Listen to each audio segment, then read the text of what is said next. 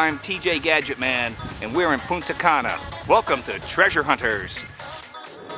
I decided to escape the cold and fly to Punta Cana, leaving the rest of the team back home looking for relics. I'm sure that they'll understand.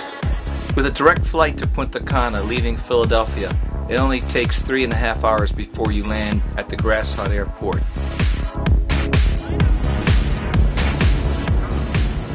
Punta Cana is located in the northeastern shores of the Dominican Republic. Loaded with all-inclusive resorts, this should be promising when it comes to metal detecting.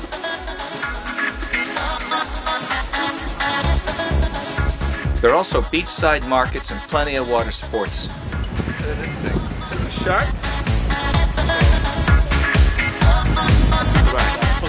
Including party boats. Party boats! With all these people out here on these tours, snorkeling, diving, whatever, you know they're about to lose something. They put suntan lotion on, stuff falls off. They all seem to go to one spot, and the water's probably only about 20 feet deep there at the most. So you can go down there with a scuba tank or snorkeling gear and probably find lots of stuff.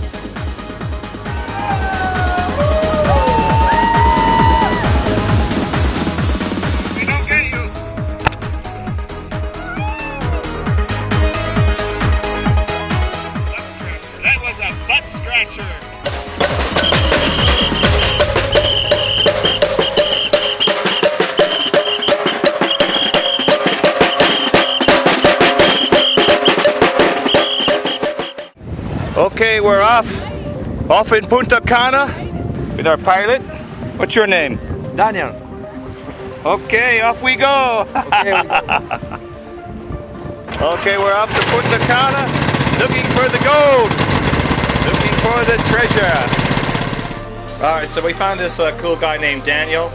The story is that he came down here to Punta Cana about 7 years ago on vacation. He never left. He decided to build this contraption. It's a flying dinghy. It's a dinghy with sort of like a motorized hang glider on it, and he just cruises right through all the boats, goes out. Beautiful view. You can get to see all the coral reefs from up here. It's safe. If he were to run out of gas or something, he would just land right in the water. I felt real safe on it. It was a pretty cool experience. You get to see all the resorts. Looking down, you can see the reefs. You can see where all the people are. You can see where all the snorkeling spots are. It was a great way to check this out. The reefs below, again, only about 15-20 feet. Easy to get to. You can even take a small boat out there.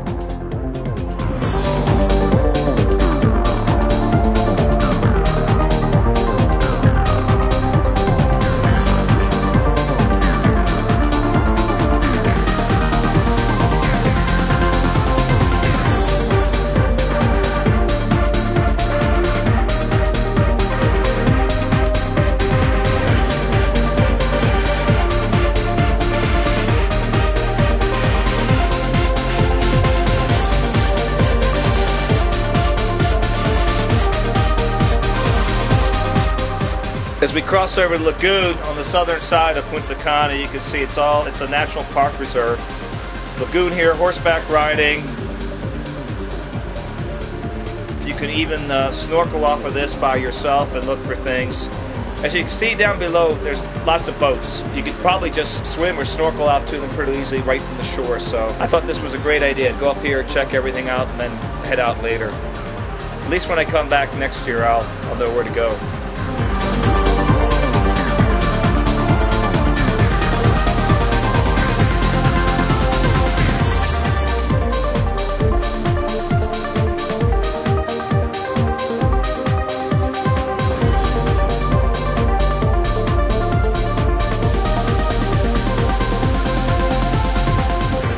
With thousands of people all coming down here all around the same time, and I'm sure I could find lots of stuff if I could just stay down here a little bit longer.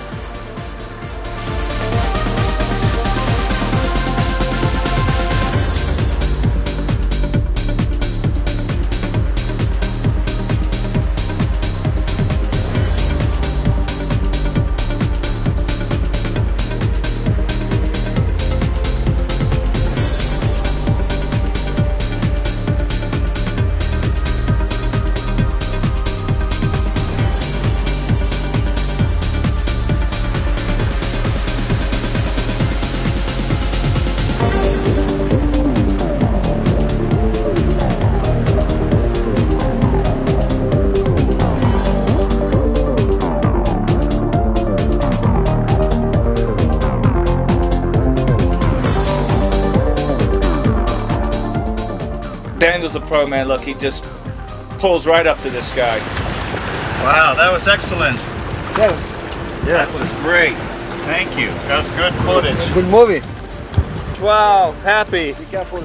Yes, it's hot. Wow, beautiful. You could see everything. You could see everything from the coral reef to the lagoon. I couldn't believe it. That was nice. So Dinghy Man, are you going to make one of these? I'm going to make one of these and bring it to New Jersey, and then we shall explore.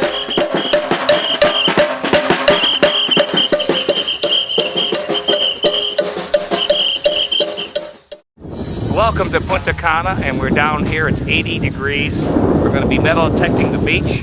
We first have to get a couple beers. Once I hopefully get a tank, they might rent me a tank so I can do some metal detecting on the swimming beach.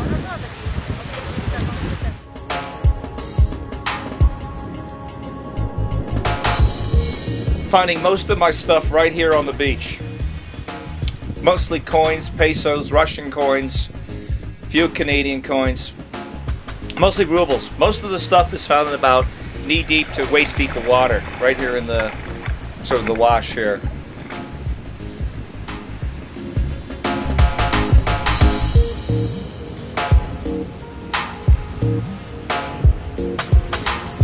Instead of just going down there and digging with your scoop, just use your foot.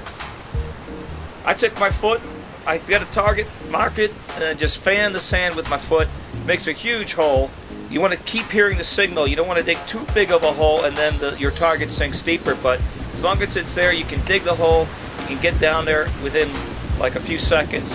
And then when you're down there with your scoop, all you end up doing is swinging your scoop back and forth underwater, just grabbing as much sand as you can and swinging it back and forth so that there's always water flowing into the front of the scoop and filtering the sand out and keeping all the heavy objects like the coins or rings or whatever you have in there, because these holes fill up quick. You don't want to just dig a hole and then take your time and, you know, look for your coins. It's too late now. You got to do it fast. I have to get the longer shaft. I have the diving shaft on here, so it's not as long. I decided to extend it for the water. You don't have to dive down? Well, it's a little, see, needs to be about a foot longer. Got to be about a foot longer, because otherwise I'll be bending over the whole time. Yeah. So I have to put a different connector on. Come out at night. Well, just around dinner time, around 6 o'clock, all the staff puts all the chairs in rows, so you can go in between all the rows, up and down. No one's there, so you're not bothering anybody, and you can find lots of stuff that normally would be pretty darn crowded to get to. Only been out for about a half hour until I found this lovely bar. And some beer. And some beer. So, not much. Just a couple pesos, some small cheap jewelry. But we're gonna go back out. I'm gonna go back out and see if I can find a little bit more later, and rent a scuba tank and go out a little deeper if they allow me. So hopefully I'll find something. But this is pretty good here. I mean, treasure's here, I think.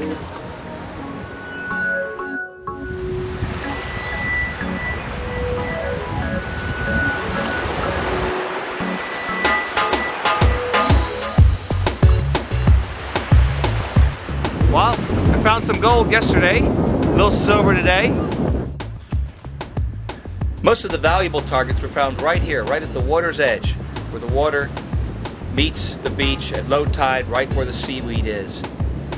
Found the silver, found the gold. Tons of coins everywhere, but this is where at least the silver and the gold were found.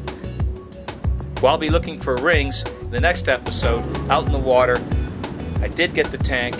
That should be interesting. Did 3 dives on that, and the 4th dive I was in some caverns down about 30 to 40 feet deep.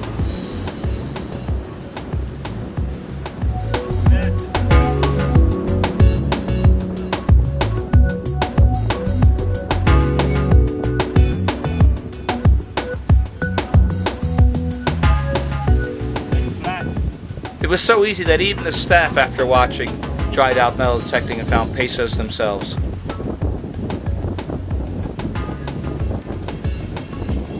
security guard was always curious to see what I was digging up, and also let me know where people had lost stuff in the past. Do you like a cerveza? Cervezas are good.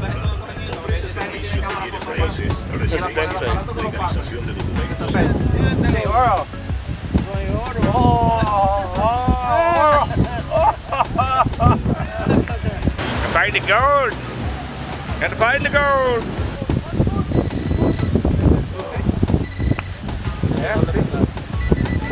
Cavity.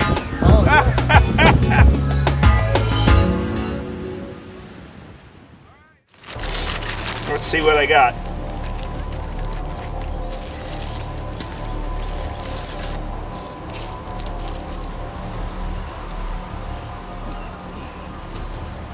Oh, pearl. Silver ankle bracelet with a pearl. Tiffany's. Keys. Sterling silver. Looks like a little charm that you wear on a necklace. Probably somebody's 13th birthday. Found this gold starfish here. That was pretty neat. Up at low tide.